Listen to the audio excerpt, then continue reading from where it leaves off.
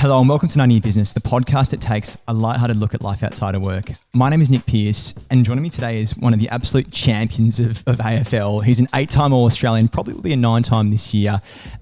We actually recorded almost on the eve of his 250th game in Max Gawn, and we record at one of his hospitality venues in Motor in Hawthorn. It's a beautiful venue. The funny thing is, as we were recording, it was at the end of school, and we had so many kids walking past, just absolutely stoked to see Gawny, so it's worth watching alone for their reactions. But we focus on his love of cycling, his media career, what's next for Max in terms of, beyond his football career, and also reflecting on the milestones in his life that have happened throughout this journey. Hope you enjoy listening. So where's the office? Back in division? In the office, baby. None of your business. None of your business. None of your business. None of your business. Welcome back to None of Your Business. Look, today is a big one, literally and figuratively. Very excited on the eve or the week of a milestone in his career and life. Standing in, I'm going to get this right, I hope, 209 centimetres. Some days. Okay. Yeah. 8-time All-Australian, probably 9 this year. Yep. You think 9 as well? Your words, not mine. But Also, host of Stanley Street podcast, Yep. as well as guest host often on Triple M. Yep. What else have we got? We've got owner and aficionado of East End Wine Bar and Motor. Yep. We've got Lululemon ambassador. Yep. Father of 2. Father of 2. Husband of 1. Yep. Am I missing anything? There's a couple of other loose little deals going around. We don't need to chuck them in, but that's majority, I would say. Okay, so first, captain. Captain, apologies. Yeah.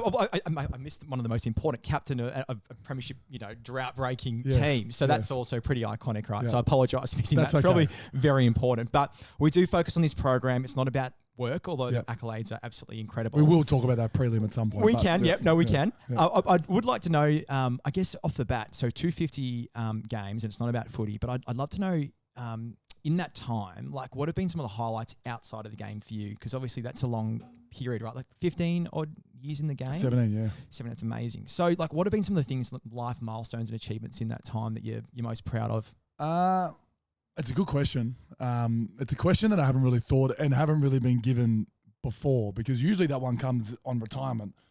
But Get sometimes, the scoop here, mate, the hot scoop. sometimes you get it around 250 and 300 milestones as well, and there's time to actually think about what you've been able to do. And I got asked the question actually this morning. What has footy given you, and what did footy restrict you from getting? Mm. And the answer to both is very similar. What footy's given me is basically a whole world Yep. of opportunity. I'm glad I was able to stay myself throughout, but it's given me so much opportunity, and I owe football and the Melbourne Football Club a lot. Yep. What did it restrict me doing? You know what? Nothing. Awesome. Because I was able to be myself throughout. I missed a 21st here and there when I was 21. In the big scheme of things, I haven't really missed out on anything. Potentially getting a coffee in Melbourne without being recognised, but is that big of a deal? Yeah. I don't think it is. So my accomplishments, long way to answer that question, but I feel like it's been me throughout this journey. Yeah. I think that is the thing I'm most proud of. No, that's a great answer. And obviously I think you've started a family during this time. You've gotten married. Yeah, weirdly, I'm not proud of that one as highly as my career. No, so you No, should yeah, be. No, yeah. it's, many hats. And I guess the other thing I wanted to ask is like, how do you juggle, so much? That's a pretty, packed resume. And we had Suvlaki on the program earlier, and I guess I used the title probably most likable, popular guy in footy, but I think you guys probably on par, if not, maybe you're nudging a bit ahead there as well. So how do you balance and manage all these many commitments in your daily life? I'd say he's slightly more likable. He does those cool accents. Not accents. Impersonations. Impersonations. Yeah. How do I balance it? You know what? It's you got to put a bit in every single pile, but you just got to make sure you put in the max pile as well. And I feel like that's the biggest tip I can give. And similar to my wife, she has to put stuff into the Jess pile. Yeah. So most times before I come home from work, I either go into the beach for 10 minutes and just relax in the beach. Yeah. This is the more common one. I'll do like a phone technology less drive. So I'll turn the radio off, wind down the windows, and just like have a thought drive. Sometimes I'll just go for like a peaceful walk with no phone. Yep. All those things tip into me being the best version of myself. Yep. And then when I walk into the door, I'm a better dad, husband straight away. Yep. If I don't do that, if I'm bringing work home, you watch how quickly I go to my phone when I'm with my kids. Like it happens like that. And I'm a bad dad, bad husband. So how do I juggle everything is more time on me. That's how I juggle everything. Like more time on focusing how to create the best dad, husband, captain, teammate, brother, son I can be. Employee, owner, employee. How can Captain coach. Yeah, captain coach. How can I put all them together is working on myself. Yeah, that's amazing. That's such a great answer. And I think you're right. Like, I often default as well to when the going gets tough, like, the phone's such an easy escape and heading to the toilet for a 30-minute bathroom break, but often it's a doom scroll as well. So I think that's really apt.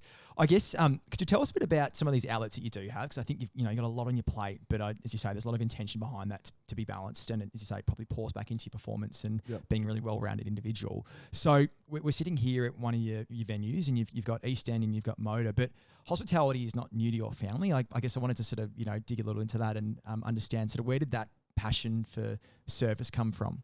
Yeah, this is Motor. This is the restaurant. I'm 4 years old would be my guess. Could be 3, so I might have jumped at that. Good owner. And East End 7 years yesterday. So East Amazing. End celebrating the birthday yesterday. Congratulations. That's a wine bar. That's in Camberwell. This is in Hawthorn. I know my Melbourne supporter sort of demographic sort of stick around those suburbs. Why? You quickly learn as you get older that you are your parents. I'm trying to create 2 boys myself, and I'm trying to teach my values into them, but letting them flourish themselves and turn into their own person. Yeah. But I have my parents' values because that's how they grew me up. So, and my mum is my hero, but she was an incredibly hardworking but creative person, and she combined them in hospitality. So hospitality was idolized for me as a kid. I just thought it was the best job in the world. It's not. It's a horrible job. It's $10 an hour for the people down the bottom. Owners are working 5 a.m. till 9 p.m. most days. Yep. And then if the economy's bad, you're bad. So it's actually a really tough job. But growing up as a kid, I'm just like, oh, my mum is the best. Like, look what she created. Look at those cupcakes. Yeah. Can everyone just take a minute and look at the cupcakes my mum baked? Yeah, they're amazing. And it was something that I really wanted to do. I wanted to work in there, which I did as like a 16, 17-year-old. She fired me one day. She rostered me on a Sunday morning. I didn't rock up. Was this Olive or is this somewhere else? This was a place called Cuppa Cottage, which is in Sandringham. Yep. Geez, that's tiff to go home after being sacked by your mum. But I loved being behind the coffee machine. Okay. I felt like that's where I wanted to be. I wanted to be serving. I wanted to be busy. I wanted to be creating something. And I wanted to be around people. So I loved that. And ever since I left that industry to go play football, an industry that I also wanted to be a part of, not making football sound worse than hospitality. I really wanted to delve into hospitality at some point. My mum left a pretty lasting impression on me that was a cool job. I'm not doing what my mum's doing. My mum was 5 a.m. till 4 p.m. and then sitting on the couch because her feet were genuinely cooked. Oh, my God. And although did a lot in the startup and helped with a lot of the stuff in terms of furnishing, paperwork, permits, ideas, creative staff. I was there early, but now I can sort of sit back and I'm not here. I've done 3 shifts Motor and I've done 5 at East End, and they've both been lead by example, years. But I'm around and I love the joint, and I make sure I upskill. I make sure I'm over the all the back of house. I regularly do that. We have fortnightly meetings, and I seriously do love this job, but it's not what my mum's doing. Just a disclaimer: my mum will say, "You're not doing what I'm doing."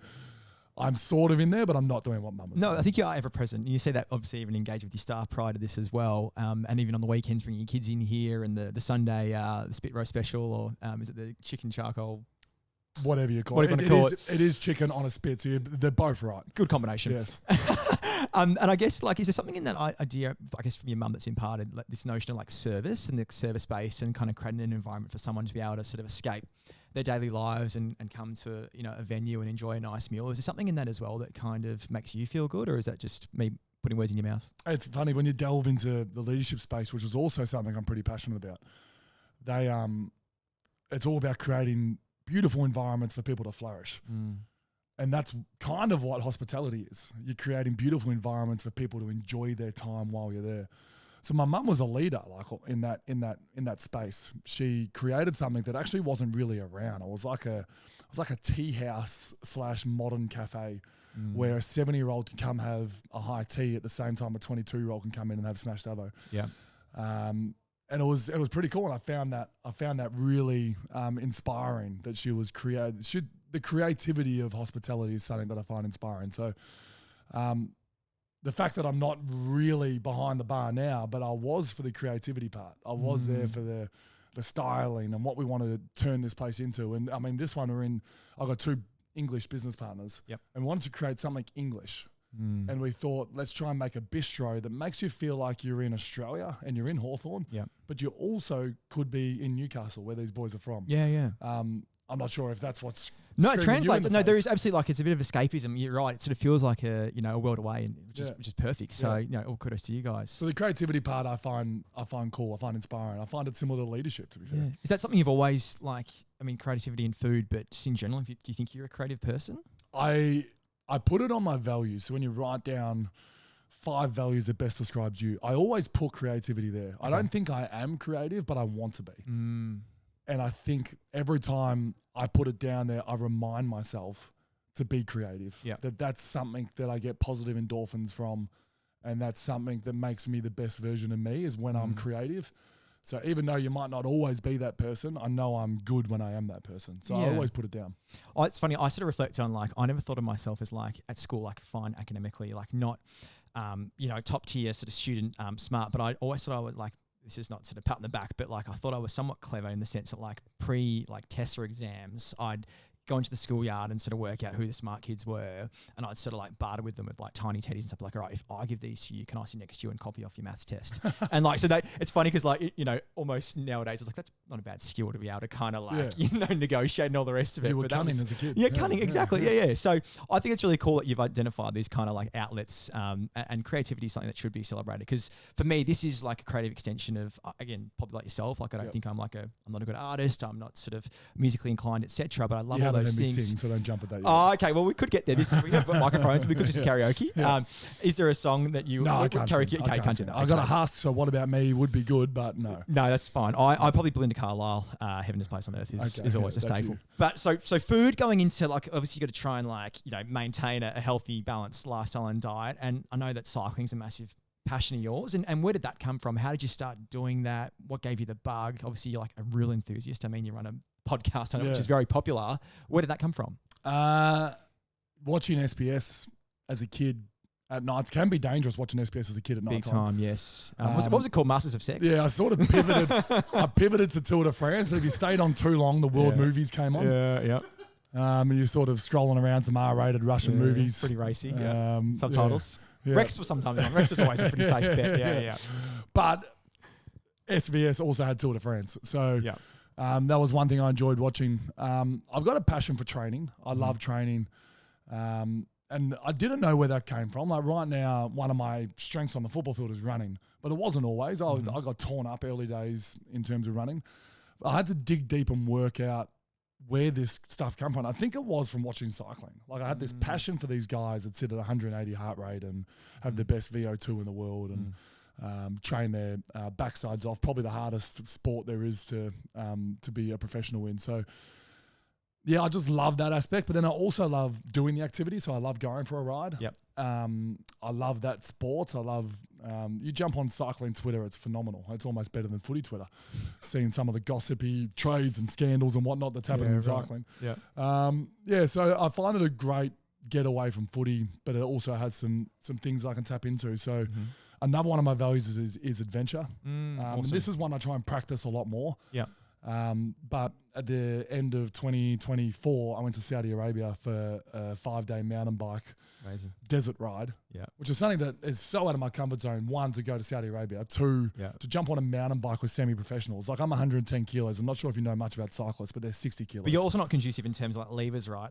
There's no sort of advantage I'm being in trouble. tall. I'm in trouble out there in the desert in the middle of Saudi Arabia. But what I got from that was unbelievable. We're quickly learning, if you are vodcasting, that you shouldn't have Max Gawn on Glenferrie Road at school I reckon this is brilliant. This is giving me some credit. Like, who's this bald guy who's sitting here? I don't think there's been one school kid that hasn't stopped yet.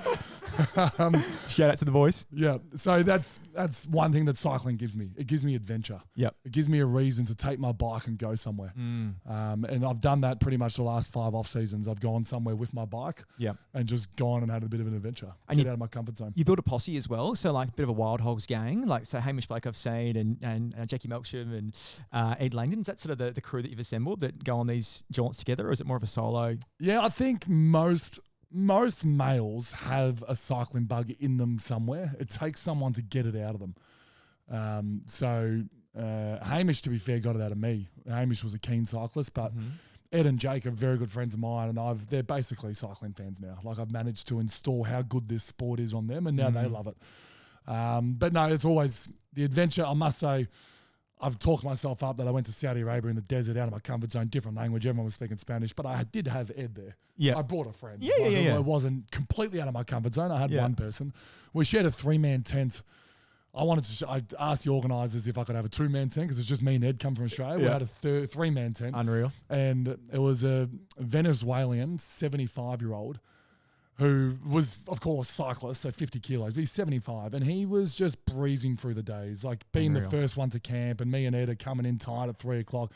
But he was the most humble person. He did not know anything got to do with technology. Yep. And on this 5-day trip, you're following your GPS. Yeah. So he's asked Ed every day in broken English, can you set up my GPS again today? That's the experience I really wanted. Yeah. So I wasn't completely out of my comfort zone. I've managed to transform a few people to cycling fans. And what do those days look like when you are sort of in these? Because you've been to some exotic locations, right? So Saudi Arabia, I think you've done Asia, was it Japan? You did Japan, not as exotic, but we were country Japan, which is somewhere where not many people go. They normally stick around the cities in New Zealand as well. New Zealand, did some riding down there. We've done basically all the famous ones in Europe. Yep. The next place we're going, I think I'm torn between Scandinavia and Mallorca. Mallorca sounds nicer because I reckon my family would enjoy maybe one of the hotels there. Yep. Scandinavia doesn't sound as good because it'd be cold, but it's got some pretty cool roads. No, good to hear. I guess sort of translating now into obviously when you're doing these trips, you're sometimes having to take the family or leave them as well at times. Like, so also pouring yourself back into that family life and integrating. Obviously, you've given us some great insights into getting yourself into the right state of mind to get home and be the best version of yourself. But what are some of the things you love doing with your kids? Like, I know cycling, it looks like George has taken a real interest into that, and you've done a Geelong, you did the Cadell ride, etc. Yep. So are they starting to buy into some of those activities that you love as well? Yeah, I'm just showing the public that I'm trying to not just forcing footy onto him, even though I am. So I'm giving him a few other options. How's he? Is he handy? He's going to be in a bit of strife just because his last name's Gawn. He's going to be 210 centimetres and he's going to be brought up in Melbourne. So he's going to have a fair bit of pressure on being a ruckman. Yep. I think I might be better off just picking a different sport from the get-go and just playing soccer. But no, he loves the sport, honestly. We're actually working out how to maybe pull him back from the sport a tiny bit because it's a full obsession right now. Really? Knows every player, sings every song. D's or is just the competition? Competition wide. Yeah, really? We took him over to the Origin game and he was kicking the footy with Dacos and Bonson. He's just, unfortunately, football kids, sons of footballers, don't really have the understanding of what really is happening. He came home from kinder the other day and he said, Dad, my friend goes for Hawthorn. Does that mean his dad plays for Hawthorn? Not necessarily. That's not how it works. Quite unique. But no, I've got two beautiful boys, George and Louis, 4 and 2. Yep. Same as me. Yeah, I think our second were born days apart. Pretty close. Yeah. We actually was at the day our wives sort of found out, like almost just talking to each other, that they were pregnant at the same time and due at the same time. Yeah. And we had like the car windows down and sort of the little acknowledgement of we were on the way out, you're on the way in. It was like that's right. Yeah. And yeah, I love bringing them to all sorts. I want to, like I said, I've got the values of my parents, so I want to get like adventure and creativity into these guys as well. Yeah. Albeit they get to pick their own way. Yeah. But if I get a chance to take them, I will. If that means I have to bring the in-laws every now and then, I do. Hired help. Yeah. We went to Milan one year to do some riding around Como, which is a beautiful place to ride, but also a beautiful place for Jess to be. And it was Jess, George, Louis wasn't born, so Jess, George, Jess's mum, Wendy, and I brought Ed Langdon. and then Great crew. myself. Great So crew. it's the five of us.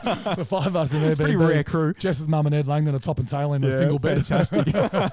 And George is now. in there as well. So that's that great. was, so it's been some unique experiences. But That's memorable. I like taking the kids. We went to Dubai last off season and they loved it. Yep. They've been to New Zealand to go see the family in New Zealand a couple of times. And They hail from North or South Island? we're from the south, which is very South. lucky. Okay.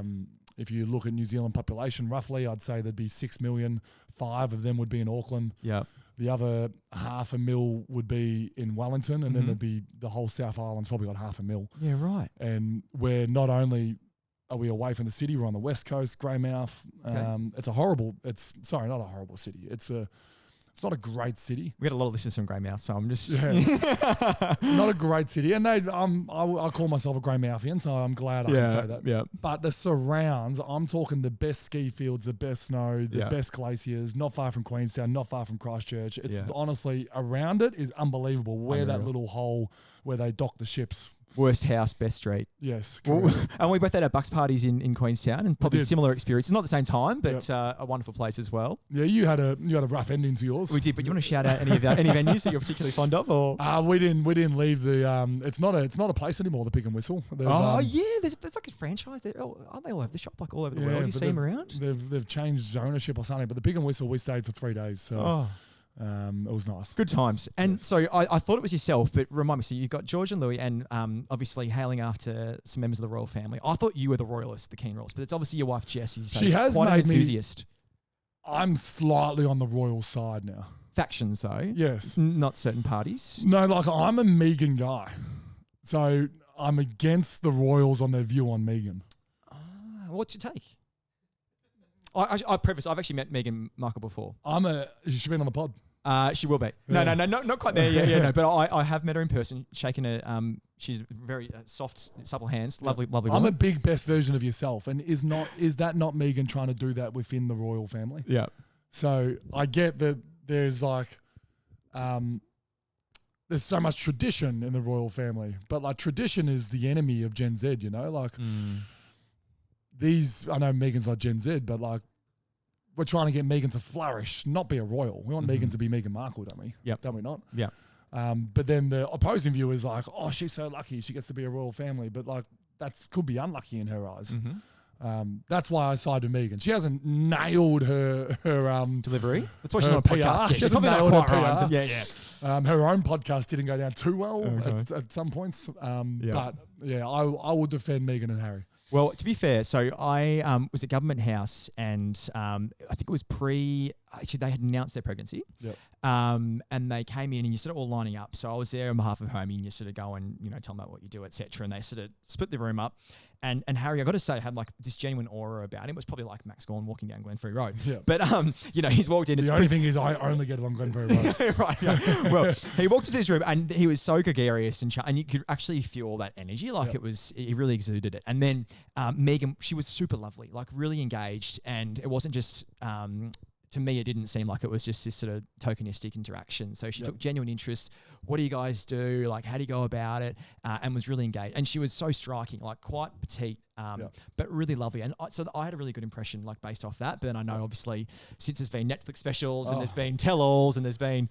It's almost Romeo and Juliet. She fell in love with someone that technically wasn't supposed to happen. So what does that mean? You give it up. You say that's not... No, love's a more powerful thing than that. And they're living their best life. I think they're in Montecito now in LA. Yeah, well, all power to them.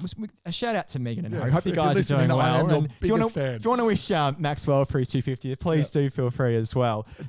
I named George and Louis after Williams' kids. That's not a thing. I still like Harry and Meghan. What are Harry and Meghan's kids' names? I actually don't know what Harry and Meghan's kids' names are. That's what I didn't name. Now, I want to also ask, another sort of string in your bow, but like this golf sort of wave that's taken over the AFL, players in their offset. You play a little bit of golf? I play a little bit of golf. I wouldn't call myself in the golf wave, but I'm happy to be a bystander. I'm also very happy to help people grow whatever they're trying to grow. So we've got Jaden Hunt trying to grow his brand. Oscar Baker, a former Demon, is now involved in a thing called Duck Hook.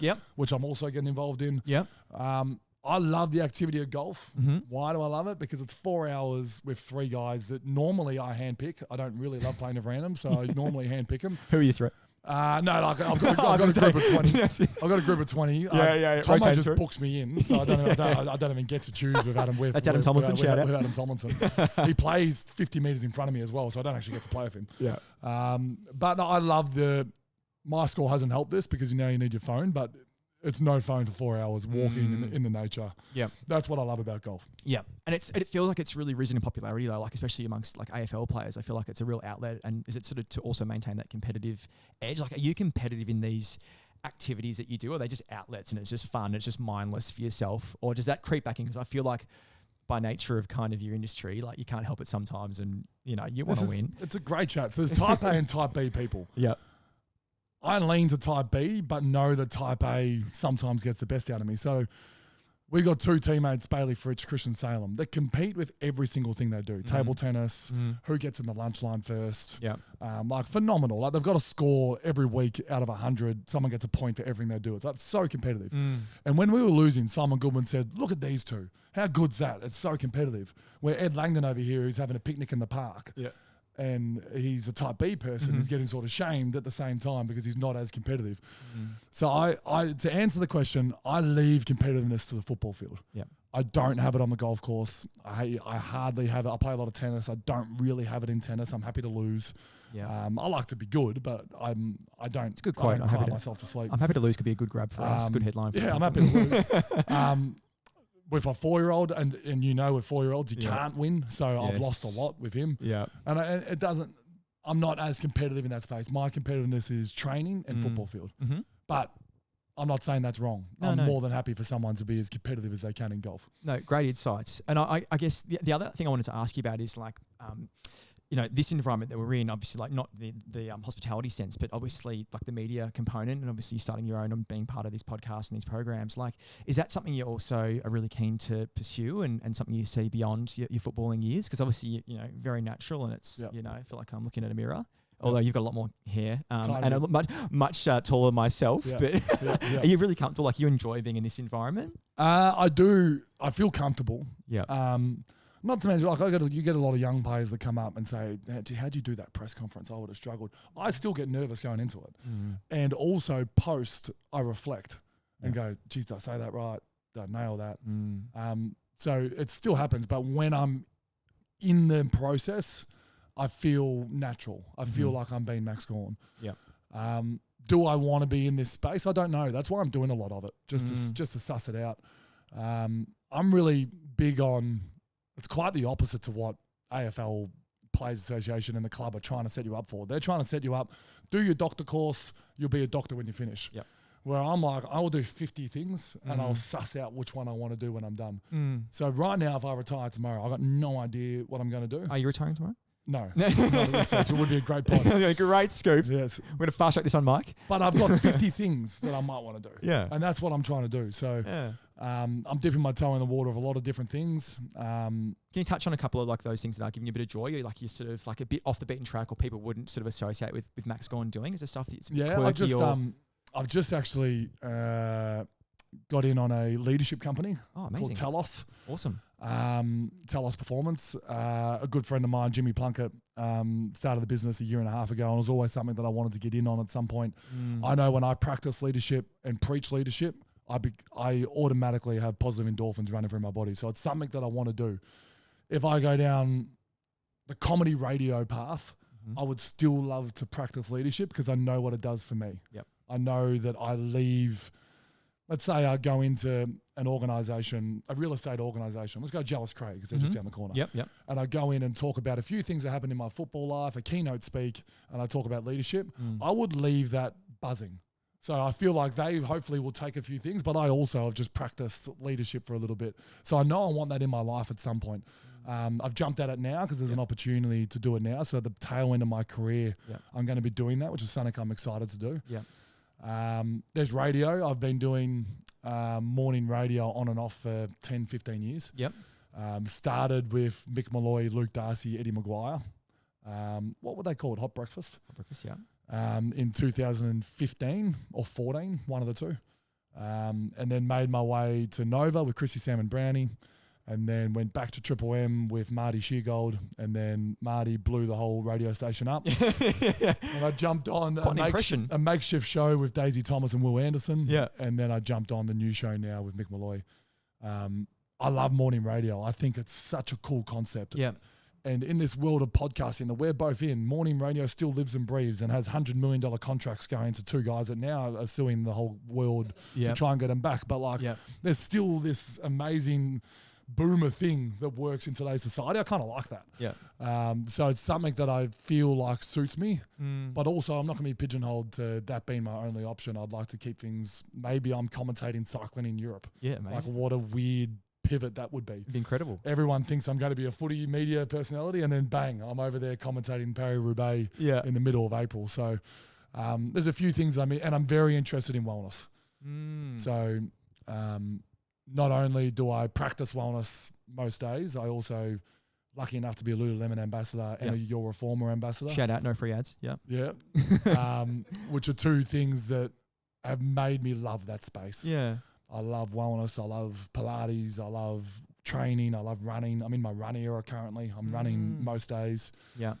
So that's something I love as well. So somewhere in that space, I've just told you leadership, fitness, It's wellness. great. No, it's like really, all encompassing. cycling, Yeah, media. yeah. Well, within the wellness space, like I guess like there's a lot of physicality there, but like the stuff that you practice sort of like mind, body, like soul, like is there anything you do in that sense, in that regard, that's a bit more like you're like a spiritual person? Yeah, well, I think mindfulness has this weird connotation that you have to do meditation. Meditation didn't work for me. Yeah, same. But I really wanted to do it because I really wanted to work out how I could bring myself to zero. Yep. And get in flow when I play football and be present when I'm around people and at home. So I really wanted to practice it. And then after chats with lots of people around this space, professionals, meditation is anything and mindfulness is anything. And you know where I get it? I get it going for a walk. So I leave my phone at home. Some people can do it while listening to a podcast because that tunes them out. Yeah. But I leave my phone at home and just got a park across the road from me. I do a barefoot walk for like half an hour at the park. Yeah, wow. Or I go walk on the Yarra. And that is beautiful. And it was almost what I was alluding to if you wanted questions previously. I got a sauna at home, very lucky. Yes. Must be nice. And That's and the cold plunge as well. Yeah, and the cold Not just, plunge. what else have you got? And a nice magnesium pool. And that's all things that I do without a phone as well, without technology. So they're great ways to be able to bring yourself back to zero, get yourself back to flow. So yeah, meditation didn't suit me. So that doesn't mean I just pack up and throw mindfulness in the bin. I work out different ways to get it. Are you sort of interested in like longevity medicine and that kind of stuff? Like I guess with this wellness piece, is that something again like beyond your footy Longevity career? medicine, just please explain. Are you talking like growth hormones and testosterone? Not per se, just in terms of like, I guess like prolonging your existence in the sense of like what are things that you can do, like you're saying, like sort of, feeding yourself and nourishing your body and all the rest so of you're that. talking a little bit more something I can actually probably talk about. Yeah. Unless you are taking I'll supplements. probably be in handcuffs tomorrow if I was. Another scoop, we're getting some good hot takes on this one. I love the concept of longevity. Yep. Right now, I'm doing it in a professional athlete space, which I'm focused on. But at some point, because I'm really passionate about it now in this space, I'm going to be passionate about it as soon as I leave this space. Yep.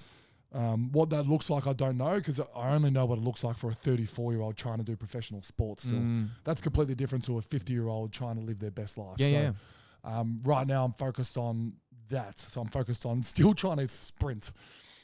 And the funny thing is, if you went around and polled 100 random people off the street who are 34, I don't reckon they've sprinted for 10 years, but randomly I'm still sprinting. Yeah, I'm right. still practicing sprinting. 100 meters, or what's the... Yeah, we have to sprint once a week at least. You got to get within 95% of your high speed to not get injured. Yeah, okay. Is that right? Yeah, so that's a big thing to not get injured. I didn't know that. You got to sprint every week. So that's a good thing for longevity. I don't think that's what's going to be keeping me going when I'm 60. Yeah. I don't think I'm going to be sprinting for longevity. Yeah, so my yeah. longevity will change. Yeah. But right now I'm focused on the main thing. So not getting into footy, but slightly. There's all these recovery measures. There's like all these 0.001% things you can do. Yep. Ice baths, saunas, thermopants, needles, massage, physio. There's a lot of I've just said my wife's a physio. I've just said she's a 0.1%. Yeah, some of them, pretty handy. Some of them are maybe. Some of them can do a little bit more. Yeah. The main thing is mood.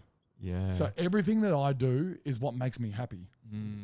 So I do a sauna because it makes me happy. I do an ice bath because it makes me happy. I don't really love getting a massage, so I don't get a massage because it doesn't really make me happy. So my main thing is happiness, and I think happiness creates longevity. I love that. What's your secret to get off on like the right foot, like to start your day? Like, is there something you could suggest as, you know, advice to sort of be your best self in that version in the morning? Is there something that you do that you're like, all right, I'm ready to go? Yeah, my mornings aren't great. My afternoons are so much better, and my nights. Like my nights are bliss. Okay. I've nailed kid put down. Yeah. You know, you're going to say that now, and it's going to be like diabolical because you've just dropped it. You've spoken to existence. They're going to be up till 9 tonight. I've nailed them, go to bed. Jess and I could have an hour together, or I could go to my office, or I could go for the walk, or I could have a sauna. I've nailed everything. Protect that space. Yeah. Mornings are I doom scroll a little bit. That's a great time for me to jump on my phone. I put the TV on for the kids, which is again another bad parenting hack sometimes. Guilty as charged. I have what a lot of people in the wellness space that I want to get into say don't do. I have caffeine as soon as I wake up, but I love that. I love my morning coffee. So mornings I'm not the poster boy for wellness in the morning. Yeah, but I certainly regroup by the afternoon. You rally and you build in the on ramp. I like that a lot. Yeah. That's fantastic. Now I'm going to move to a quick segment, which I think you've sort of touched on somewhat, but we have a sponsored segment by the Merry People, Merry Moments over on Boot. Now, like, what's probably been your favourite adventure or travel story you've ever encountered? It might have been a trip you've been on. It might have been a night out you've had before. Like, has it been, you know, a tale that you can tell? It was just like the best trip of your life or night of your life, or it's a good point. Good question. Sorry, not good point. Could be a good point too. Yeah. Saudi Arabia. I just touched on that, so I'm not going to touch on that. I've already used that one. That is the best 5 days I've had in my life, almost. I mean, I've had 2 kids and a premiership. Yeah. Let's go. I got married. Premiership, Saudi Arabia, kid, wife. Yeah. I just went to a trip to New York. Yeah. Which I got my big boy pants on. I pitched to a company that I love. I've shared the same values with that I've mentioned before in Lululemon. We've been together for 8 years. I said I want to tell discount code. No. I want to tell my story. Of how I train as a 34-year-old athlete in the off season. Yeah. Because it's a mixture of train hard, but also be happy. I love hospitality. I love the weights room. How do I tell all this story in one? Yeah. Let's go to New York. Let's go to like where a lot of athletes live, where it's the best scenery, the best place to run. Yeah. And also it's the best hospitality scene in the world. Although I'm bullish on Melbourne, New York's got it covered. Yeah. Let's do that with a couple of my teammates and let's have some fun. So good. I put together 9 days, like a little agenda for 9 days, which you don't normally do for trips. You normally, like, for example, went away with my family to Dubai, we just booked the hotel and then hope for the best. Yeah. I had a 9-day agenda, which can go one of 2 ways. We loved every minute of it. Awesome. I'm speaking for the other 2, but the other 5. There was a Lululemon rep, Matt, who we've become very close. Great. And also our content man, Sean, who we've caught up a couple of times since. Yeah, it was brilliant. A really good boys trip. Yeah. We got a lot done. We told a really good message. I'm not sure if you've seen. I've seen some concept's amazing. But even like when you're like training, like kicking the footy on, like and you got like the athletics tracker out, and it's sort of like in this urban environment. It looks so cool. It was pretty cool. I wanted to train with like. I didn't want to be private inside New York Giants facility. I wanted to train on the New Jersey Ash track with an old mate who does 20 laps at 7-minute pace. I wanted to be out there. Yeah. So that was a really, really fun trip. I really enjoyed that. This is my 3rd and final time, but like the Lululemon to put that on, I'm really glad that I was able to pitch to them and really glad that we were able to get that done. How did you find, like, sorry, flipping the script a little bit, like, but presenting yourself like to a corporate and like framing it as like, I've got this idea. Like, how did you find that experience? Because it's sort of unconventional, like to sort of obviously very fortunate to be able to go and do so and have that relationship. But what was it like putting together a brief and kind of like selling yourself in that regard? Not that you need to, but how did you find that exercise? It's like doing homework. It's all the things that footy, maybe to answer my question I posed to you at the start. What did I get out of footy and what didn't I get out of footy? What didn't I get out of footy is I went from 17 to a football club. And our smartest bloke in the room was Lyndon Dunn, whose enter score was 22. Like, I'm talking, we're not educated, the footballers. There's some good ones. Steph Martin was 99, but he couldn't walk down the street without falling over. No street smarts, yeah. No, there was genuinely no street smarts. So you can't have both. Yeah. So football clubs isn't the best place to learn all this stuff. Yep. So one thing that Moda East End that I really wanted to get into was to upskill myself in business because I knew nothing about business. Yep. I didn't do business as a subject at school. Yep. And I would make sure my kids do that because it's one of the only subjects in school that you could really use in your life. Yeah, hyper relevant. Yeah. Yes. So that's why I upskilled there. Why I do other things is to upskill in this space. I'm currently pitching to sponsors for a podcast that I've never done and have no history Not this of. one, is it? No, not this one. Can you throw this one in as a bundle deal? Well, I don't have a boot sponsor. We can work on that. So that's something I've never done. And I know I call myself a low-scale podcast, but if I eventually get to a point where I have to pitch to these big organizations for $1 million deals because I'm running Melbourne Football Club, I've upskilled myself in this small level podcast. Immensely, yeah. I'm doing that currently. So the same thing, I've never pitched to a business to take me to New York. So at some point I might have to pitch to someone, hand a resume in. Well, at some point I definitely will have to hand a resume in at some point. It's a pretty good resume though, to be fair. If they're football fans it is. And I need to be able to nail that pitch. So I've been able to upskill myself randomly while playing football, doing that to this company. No, amazing, mate. That's very generous. I guess just to round out a couple of quick fire questions. So, like, what is your coffee order? You said sort of in the morning you go to it straight away, but you're not doing like Tommy Mack was doing like the bullet coffees at one point in time. I think he's made that up. With like the melted butter, and it was like some. Was he actually? When he was doing that carnivore kind of diet, and whatever put that a Scotch fillet in there Something as well. Exactly. Yeah. Grind it up. But what is your coffee order? I range between 3. Okay. I'm not sure if that's insane. I don't know. Most people just have one, do they? Well, what is insane, and I can attest to this, I think Vossi has 2 coffees, because I've seen it firsthand, and they're tall boys, and he sculls and he sips. He's got a sculler and a sipper. So he sculls the first one, like scalding hot, and then he has the sip. And it's a lot of dairy, but he's like still in great nick. He's in good nick. So he's having his dairy. I have a long macchiato. Yep. I have a strong latte, and I have something in between, which is... In Melbourne, you call it a magic. Sometimes I don't like the look of me saying the word magic, so I say strong 3/4 full latte. They're slightly different in the coffee world, but they're somewhat the same. Yeah. So that's what I rotate between. I rotate between the really strong low milk, long macchiato, which is basically a long black with a tad of milk, or the creamy strong latte. No, lovely. I mean, I've got caffeine sensitivity, it's called. So I have, like, it's even more embarrassed. I have a weak latte with the sugar, which is essentially warm milk. How do you go saying that? Warm milk. I don't like saying it, I must profess. Just write it down and hand Yeah, half strength latte. I don't even look him in the eye. I just kind of, Well, I have been a barista, and I would be really annoyed with you. Would you spit in that? Yeah. If you did decaf, I would. Okay. Decaf's diabolical. Ultimate sin. Because you got to clean the whole coffee machine. Yeah. And then chuck in this decaf coffee, and it comes out horribly. And No, I'm with you. weak is not too bad because you just like put the cup over to one side. Yeah. So weak's not as bad. But look, my friends have some choice words for it, which I won't repeat on the program. It's not appropriate. Basically, having a cup of milk. You might as well. Yeah, exactly. A cup of warm milk with some sugar, which is quite delicious. What about? I think you've also touched on this, to be fair. But like, what would your best day look like in terms of start to finish? Like the wake up, the brekkie, the routine. I feel like you've sort of gone through it all. But is there anything I'm missing? Is there a restaurant you like to go to with Jess, or a place you like to wind down at? Is there something in that? Yeah, it's a good question. Motor? The way I actually like to start my days is, we've talked about it, I'm a mad cycling fan. And that usually climaxes at 3 a.m, most races. And there's a race on most nights. So most mornings, I actually like to wake up and just watch the 30-minute highlights of the cycling race I just missed. So that's always a good way to start the day. So I'd say, let's say we're middle of the Tour de France, I'm waking up to watch the last bit of the stage. Hopefully before the kids so I can watch it in peace. Otherwise, we're turning Nickelodeon on and I'm watching it on my phone. One of my rules for the kids, actually, I felt bad saying that we put screen time on. Shouldn't feel bad. I do it all the time. But the screen time in the morning is strictly what's on TV. Yeah. Oh, I like that. So it's Nickelodeon or ABC Kids. Or Today Show or Sunrise if they're that way inclined. No. But ABC Kids, you're right, is a cracker. But also, did you know there used to be a segment on Disney Plus that had Saturday Disney? Yeah, so it was all the programs that we would watch as kids. Yeah. So I tried a few, like the Mighty. Do you remember the Mighty Ducks when they were like intergalactic kind of ducks that kind of... So we tried that the other day, Captain Planet. Like it's just nostalgia beats. Fucking awesome. So I won't let them pick anything that's on demand. Yep. Okay. It's like... And at the moment, Nickelodeon in that time in the morning is Paw Patrol or Blaze and the Monster.